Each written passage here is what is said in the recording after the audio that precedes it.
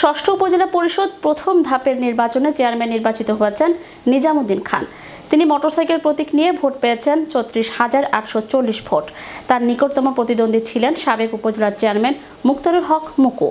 তিনি ঘোড়া প্রতীক নিয়ে পেয়েছেন ১১,৮৬৫ ভোট। বুধবার সকাল ৮টা থেকে বিকেল ৪টা পর্যন্ত উপজেলার ৩৭টি কেন্দ্রে বিরতিহীনভাবে চলে ভোট গ্রহণ। রাতে ভোট গণনা শেষে নির্বাচনের ফলাফল ঘোষণা করেন সহকারী রিটার্নিং অফিসার ও নির্বাচন অফিসার মোহাম্মদ শামীম হোসেন। এই উপজেলায় পুরুষ ভাইস চেয়ারম্যান নির্বাচিত হয়েছেন তৌহিদ হাসান তুহিন। তিনি টিয়া পাখি প্রতীকে ভোট পেয়েছেন ১৪,৬২৯ ভোট।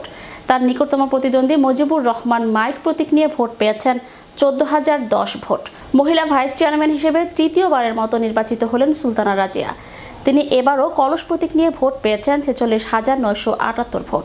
তার নিকটতম প্রতিদ্বন্দ্বী সীমা চৌধুরী ফুটবল প্রতীক নিয়ে ভোট পেয়েছেন ১৭,৯৩৮ ভোট। সুলতানা রাজিয়া টানা ৪বারের মতো নির্বাচিত হলেন। এবারের নির্বাচনে আওয়ামী লীগের ৩ প্রভাবশালী নেতাকে হারিয়ে নতুন মুখ প্রার্থীদের মধ্যে সর্বকনিষ্ঠ প্রার্থী চেয়ারম্যান নির্বাচিত হয়েছেন নিজামুদ্দিন খান। তার বিজয় নিয়ে উপজেলার সর্বত্র জুড়ে চলছে ব্যাপক আলোচনা। নির্বাচন কমিশনের তথ্য অনুযায়ী তেঁতুলিয়া উপজেলায় মোট ভোটার ১,০৪,৮১৪ জন। এদের মধ্যে পুরুষ ভোটার ৫২,৩৬৭ জন ও নারী ভোটার ৫২,৪৪৭ জন। ৩৭টি কেন্দ্রে ভোট অনুষ্ঠিত হয়।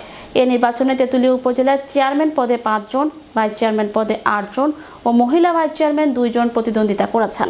সহকারী রিটার্নিং কর্মকর্তা ও উপজেলা নির্বাচন কর্মকর্তা মোহাম্মদ শামীম হোসেন জানান, অবাধ, সুষ্ঠু, নিরপেক্ষ ও শান্তিপূর্ণভাবে অনুষ্ঠিত হয়েছে ষষ্ঠ উপজেলা পরিষদের প্রথম ধাপের নির্বাচন। এ নির্বাচন বুধবার সকাল ৮টা থেকে বিকেল ৪টা পর্যন্ত বিরতিহীনভাবে চলে। নির্বাচন করতে আইন শৃঙ্খলা রক্ষার জন্য পর্যাপ্ত আইন শৃঙ্খলা রক্ষাকারী বাহিনী মোতায়েন করা হয়েছিল। রাতে আমরা উপজেলার ভোটের ফলাফল প্রকাশ করেছি।